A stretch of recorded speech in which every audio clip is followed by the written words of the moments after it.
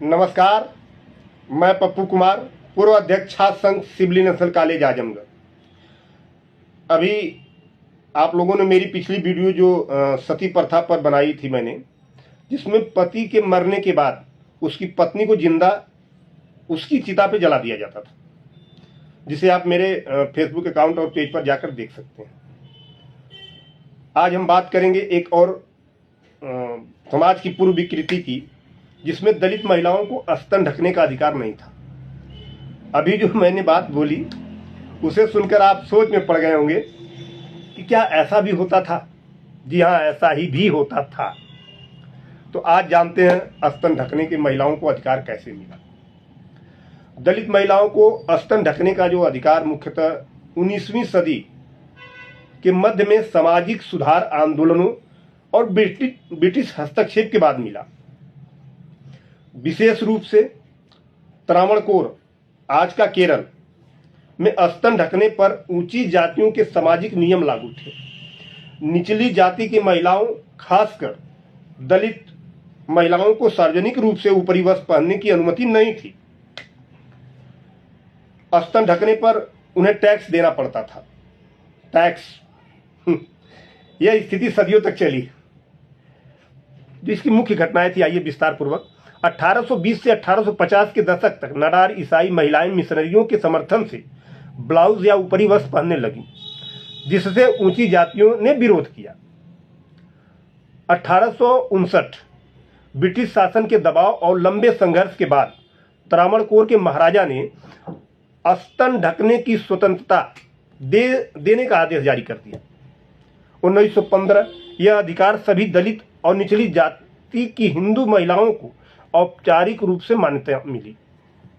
जब उसकी पृष्ठभूमि पे हम आते हैं, पूरी ऊपरी वस्त्र पर जो जातिगत रोक थी, वो जो स्थान था वो त्रावणकोर, आज का जो दक्षिणी केरल और कुछ भाग तमिलनाडु का।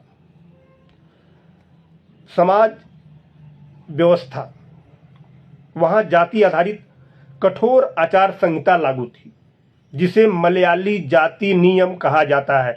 जो तैयारी कर रहे बच्चे उसे याद कर लें।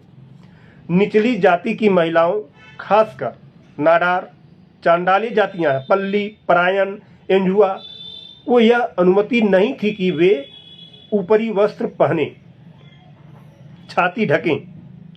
ऊंची जाति की महिलाओं की तरह साड़ी ना लपेटें, कारण ऊंची जातियां इसे जातिगत पदानुक्रम दिखाने का तरीका मानती थी।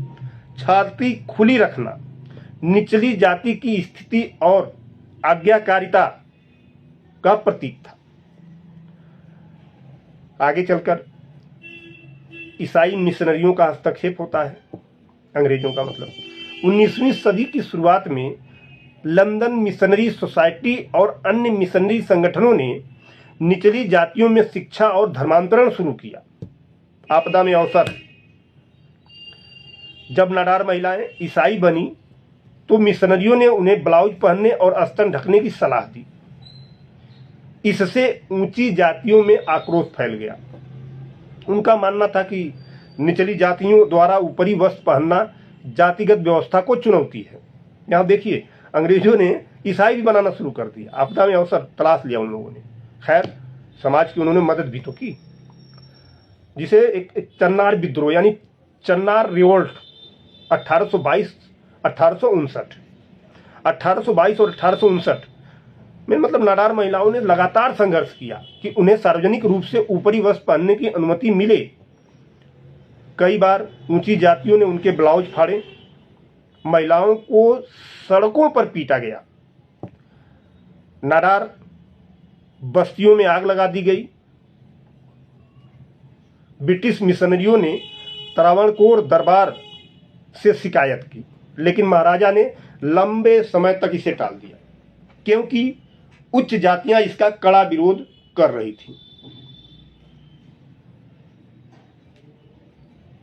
जो इसके बाद पहला आदेश आता है इसको रोकने के लिए, वो 1829 में महाराजा ने केवल ईसाई नाडार यानी जो धर्म परिवर्तित कर चुकी थी महिलाओं को स्तन ढकने की अनुमति दे दी। हिंदू नाडार महिलाओं को अभी भी अनुमति नहीं थी, जिससे संघर्ष जारी रहा। जो इसका निर्णायक आदेश आया कि इसको पूर्ण रूप से रोक दिया जाए, जो निर्णायक आदेश 1859 बढ़ते विवाद, हिंसा और ब्रिटिश दबाव के कारण 26 जुलाई, नोट कर लीजिएगा, 1859 को त्रावणकोर के महाराजा ने एक शाही फरमान जारी किया। सभी नाडार महिलाओं को ऊपरी वस्त्र पहनने और स्तन ढकने का अधिकार दिया गया, लेकिन उन्हें ब्राह्मण या नायर महिलाओं की तरह साड़ी पहनने की मनाही थी। अभी भी वे केवल यूरोपीय शैली या ब्लाउज या अन्य प्रकार के ऊपरी कपड़े पहन सकती थी। यह आंशिक जीत थी, पूर्ण रूप से जीत नहीं थी उन महिलाओं की, लेकिन सामाजिक बदलाव की दिशा में एक बड़ा कदम साबित हुआ। अन्य दलित महिलाओं को जो अधिकार मिला वो 1915 में, 1859 का आदेश नाडार महिलाओं तक सीमित था। अन्य दलित जातियां जैसे परायन, पुलाय, चांडाल, ये जो जातियां थीं, वो ये अधिकार 20वीं सदी की शुरुआत विशेष रूप से 1915 में पूरी तरीके से मिला। इसके बाद केरल में छाती ढकने पर जातिगत रोक औपचारिक रूप से खत्म हो गई। अब जो इसके ऐतिहासिक महत्व हैं, चन्नार विद्रोह यानी चन्नार रिवोल्ट भारत के प्रारंभिक स्त्री अधिकार और मानवाधिकार आंदोलनों में से एक था। जो चन्नार रिवोल्ट, यह संघर्ष दिखाता है कि शरीर पर अधिकार भी जाति और लिंग आधारित भेदभाव के खिलाफ लड़ाई का हिस्सा रहा है। इस घटना ने आगे चलकर केरल के सामाजिक सुधार आंदोलनों जैसे श्री नारायण गुरु, अय्यन काली के लिए जमीन तैयार की। और आज के लिए इतना ही। और मैं पुनः कहूँगा, मेरा मानना है कि किसी भी व्यक्ति को राजनीतिक उसकी चेतना होनी चाहिए।